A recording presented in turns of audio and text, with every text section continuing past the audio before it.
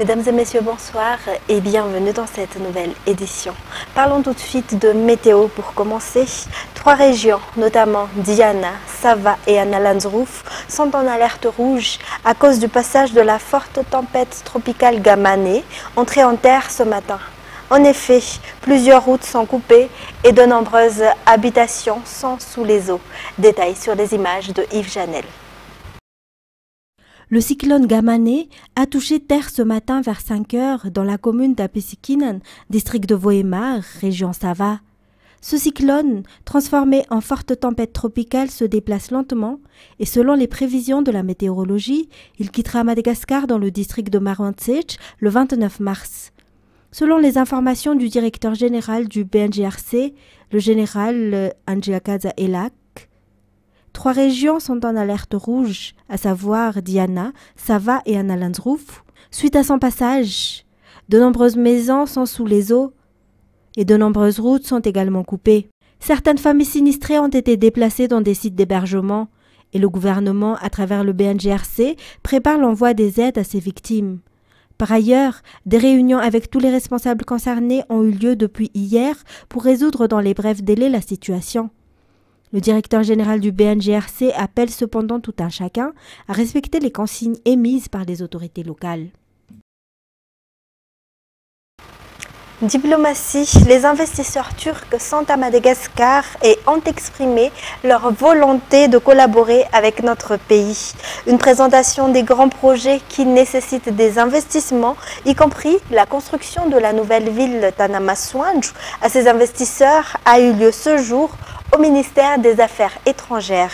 Les investisseurs turcs ont été invités par Madagascar après le sommet Antalya diplomatique en Turquie.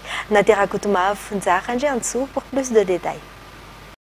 Répondant à l'invitation faite par le président de la République durant le forum Antalya diplomatique en Turquie, les opérateurs turcs sont actuellement dans nos murs. Ils sont dans le pays en quête d'éventuelles collaborations et pour des projets d'investissement avec l'État. Ces derniers ont été officiellement reçus au ministère des Affaires étrangères à Anous et ces grands projets y ont été présentés. De grands projets dans divers domaines, dans la construction de la nouvelle ville Tanamaswanj, qui est un projet présidentiel, mais aussi des potentiels investissements dans le domaine de la santé, de l'énergie et des infrastructures, selon le ministre des Affaires étrangères. C'est un grand avantage pour Madagascar de collaborer avec ces opérateurs, car ils sont déjà réputés dans divers projets. Ces opérateurs ont exprimé leur volonté de travailler ensemble, a déclaré le ministre des Affaires étrangères, qui a reçu ses invités en compagnie des ministres dont les départements sont susceptibles d'être concernés par la coopération avec ces investisseurs turcs. Après la présentation à Anous, ces opérateurs ont visité le site où est implantée la nouvelle ville Tanamaswanj à Mirtiatousk, accompagnés par le ministre des Affaires étrangères et les responsables du projet Tanamaswanj. Il convient de noter que la nouvelle ville sera construite sur une superficie totale d'environ 980 hectares, dont 450 hectares de terre domaniale. Et dans le cadre des fêtes pascales, 5000 policiers seront déployés sur toute l'île durant cette semaine sainte jusqu'à lundi.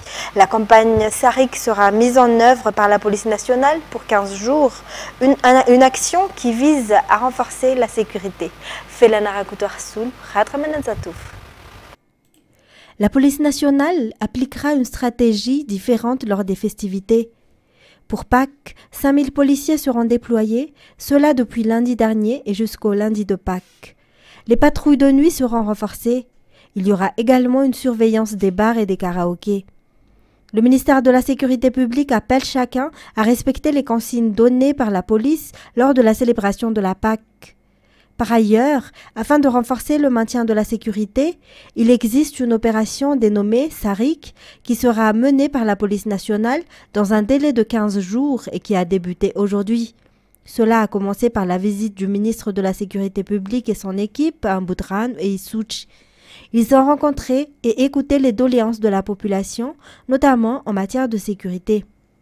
Le but étant de trouver des solutions pérennes.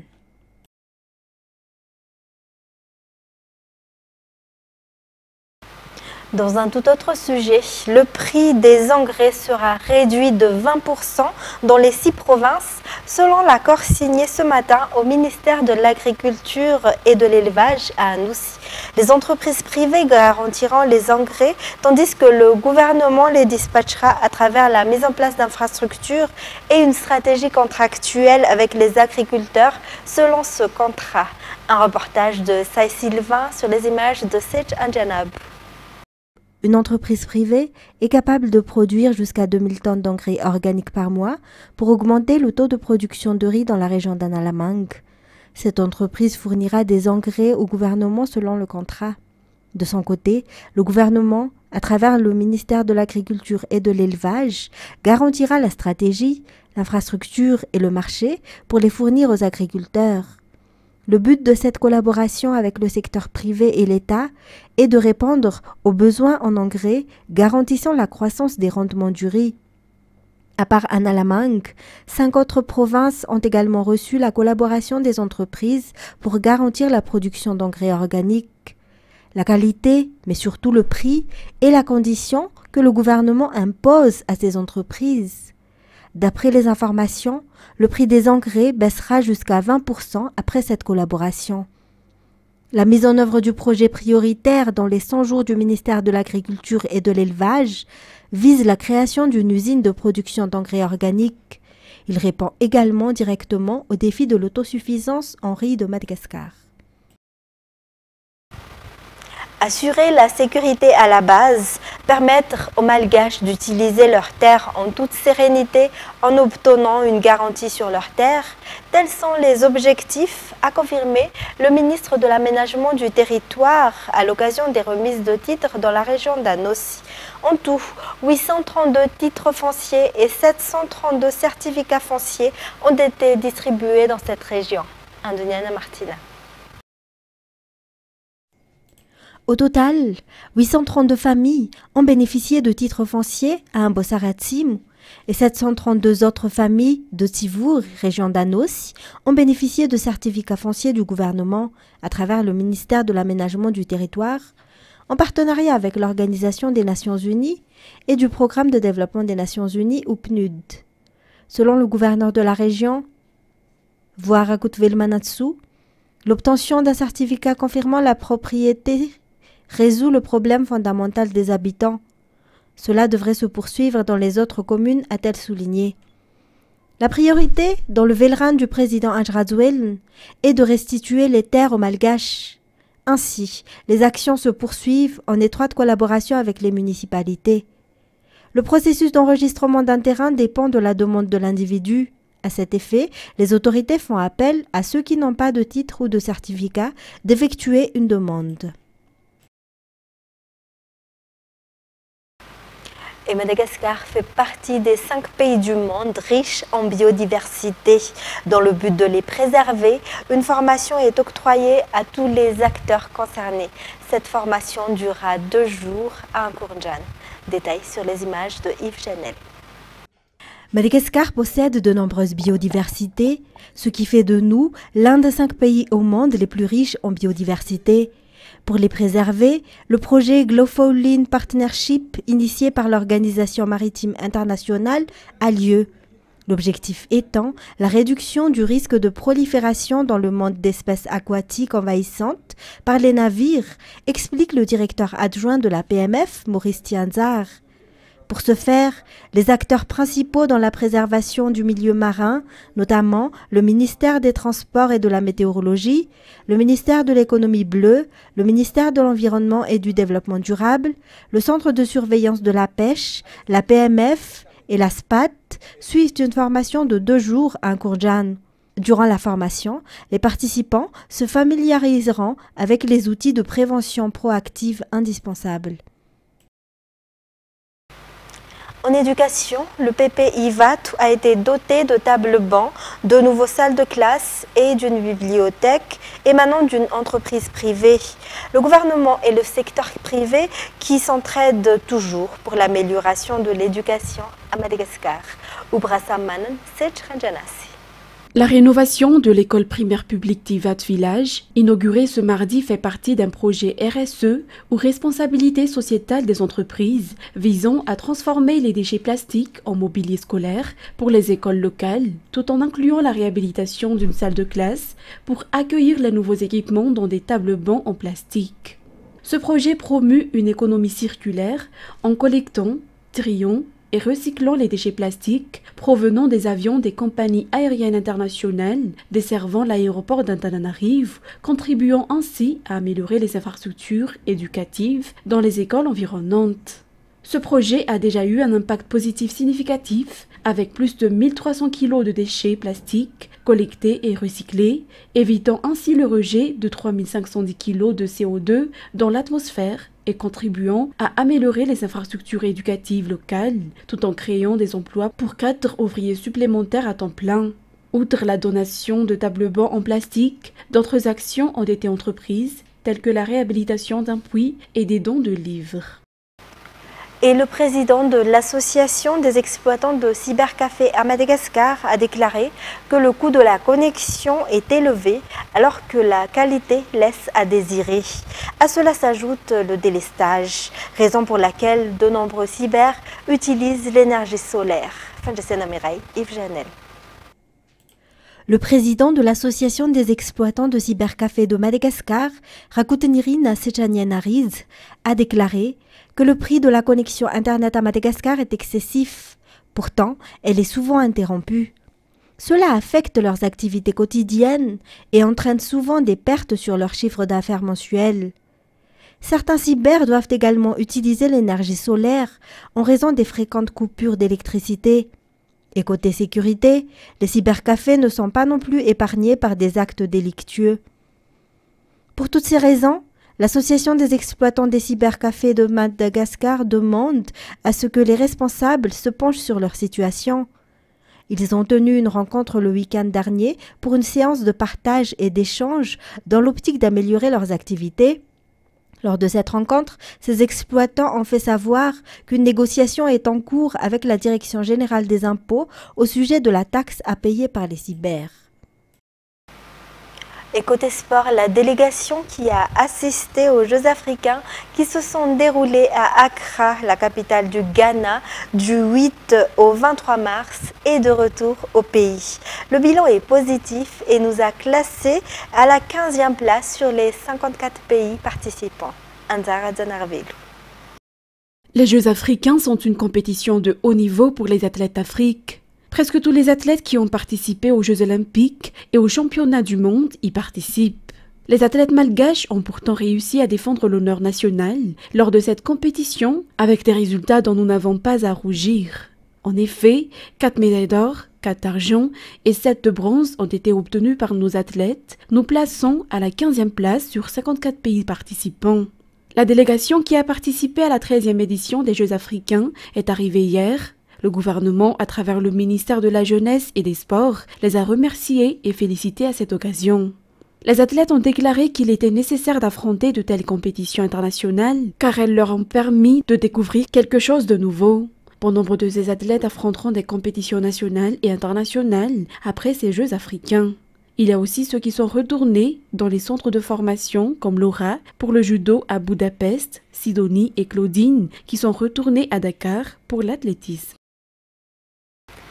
Et voilà pour les actualités locales. On enchaîne à présent aux actualités internationales. Au Sénégal, dans l'attente de l'officialisation de la victoire de Bassirou Diomaye Faye dès le premier tour ce mardi, les résultats par département du pays ont été publiés. Et pour le moment, ils confirment le raz-de-marée du candidat de la rupture. France 24. La publication de ces résultats par département a montré une domination territoriale de Bassirou Diomaye Faye pour cette présidentielle, avec notamment une domination dans les régions qui comptent le plus de nombre d'électeurs, à savoir les régions de Dakar, de Thiès et de Diourbel, 3 régions qui concentrent à L3 près de 50% des électeurs pour cette présidentielle. Domination également dans le centre-ouest, dans les régions de Kaolack et de Kaffrine notamment, mais aussi et sans surprise dans le sud, à Ziguinchor, fief de son mentor, Ousmane Sonko. Les résultats ont par contre été plus disputés dans le sud-est. En revanche, dans le nord-est, dans la région de Matam, le candidat Amadou Ba est arrivé en tête largement et sans surprise car la région de Matam fait partie des fiefs de Macky Sall et de la coalition Benno Bokk Yakaar. Après la publication de ces résultats par département, la Commission électorale nationale autonome a jusqu'à vendredi pour publier les résultats provisoires de cette présidentielle. Il s'ensuit par la suite un délai de 72 heures ouvert pour d'éventuels recours pour les candidats avant la proclamation officielle par le Conseil constitutionnel.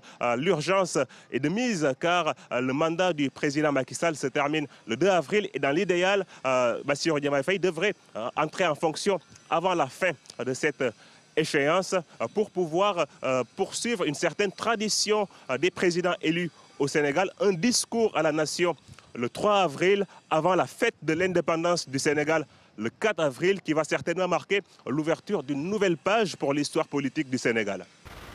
Le patron des services de sécurité russes ont accusé l'Ukraine et l'Occident d'avoir facilité l'attentat près de Moscou, revendiqué par le groupe djihadiste État islamique. La Russie insiste sur un lien entre Kiev et les assaillants présumés. Les autorités ukrainiennes soutenues par Washington ont répété qu'elles n'avaient rien à voir avec cette attaque qui a fait 139 morts, la plus meurtrière en 20 ans en Russie. En tout, 8 suspects sont placés en détention provisoire. France 24. Il est le 8e homme présenté à un juge et placé en détention provisoire. Originaire du Kirghizstan, la police russe le soupçonne d'avoir hébergé les 4 auteurs présumés de l'attentat qui a fait 139 morts et 189 blessés vendredi soir dans une salle de concert proche de Moscou.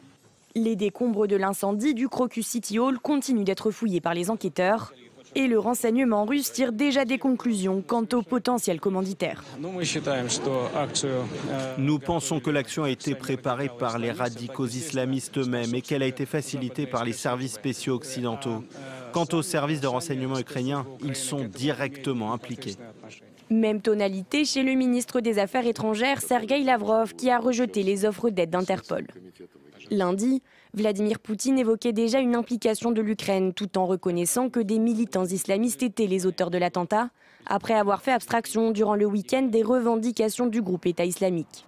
Des policiers russes seraient actuellement au Tadjikistan, d'où seraient originaires les 4 tireurs présumés de l'attentat.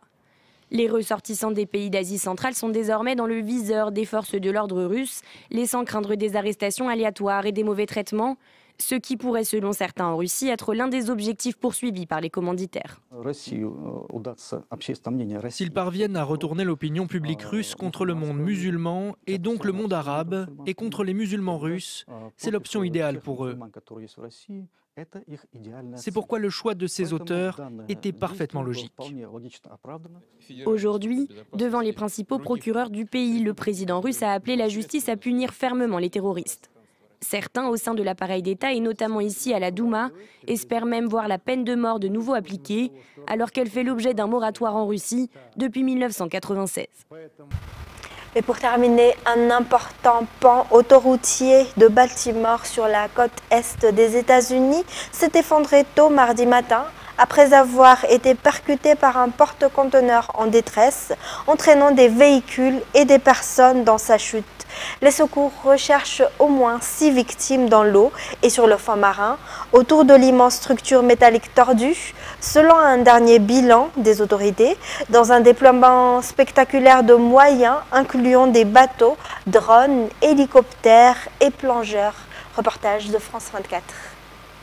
Percuté par le porte-conteneur Dali, le pont Francis Scott Key aurait-il dû s'effondrer?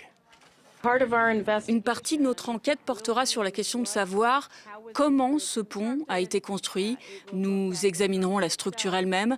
Devait-il y avoir des améliorations en matière de sécurité? Des questions auxquelles des ingénieurs tentent déjà de répondre grâce en premier lieu à l'enregistrement vidéo de la collision. Dès que le pilier a été touché, le pont s'est effondré. Construit entre 1973 et 1977, long de plus de 2,5 km, le pont Francis Scott Key est de type treillis, soit une structure de métal subdivisée en triangles qui repose sur des piliers. Ce sont des structures très légères. C'est l'intérêt des ponts en treillis qui ont une très longue envergure. Je suis sûr que si l'on se tient debout dessus par grand vent, il bougera. Toutes les structures en acier bougeront. C'est très léger, donc ce n'est pas vraiment rigide. Un pont léger et une question, la vulnérabilité des piliers. Ce